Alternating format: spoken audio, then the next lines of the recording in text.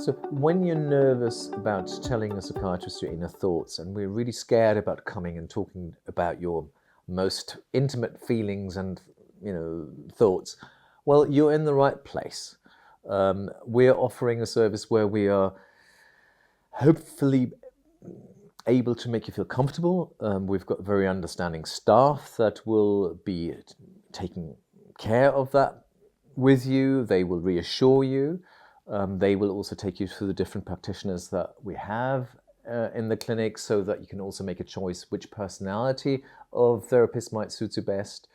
But it's also perhaps looking after yourself by bringing a relative with you or a friend that you trust that might actually be able to metaphorically or literally hold your hand while you see a psychiatrist.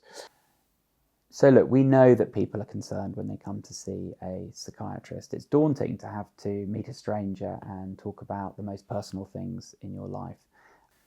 I can reassure you that we've all received extensive training, and after working in this area for a number of years, that there aren't many stories you haven't heard. Human beings, we're all human, and although we're all unique, our stories have a certain kind of humanness to them. So in terms of my own practice, I recognise that people are concerned about what they share, and they want to have some control. So what I tend to do is write up the assessment after I've seen you, which might happen over 1, 2 or 3 sessions.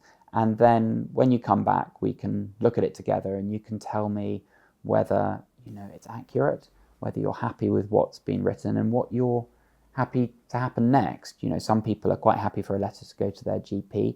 Other people really are very private and they want to keep it just within the clinic. And I suppose the important thing is that that you've got the control to determine what happens to your information. But you don't have to say everything straight away. And I think that's a really important thing. You say what you're comfortable with.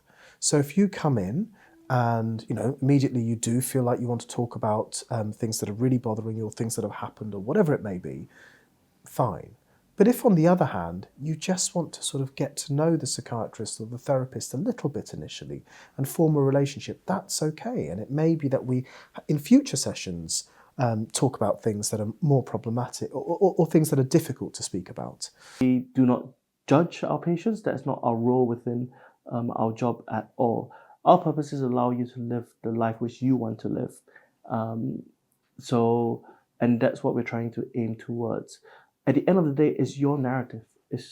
I'm not you. No one else is you. And therefore, it's not for me to judge what's happened within your life.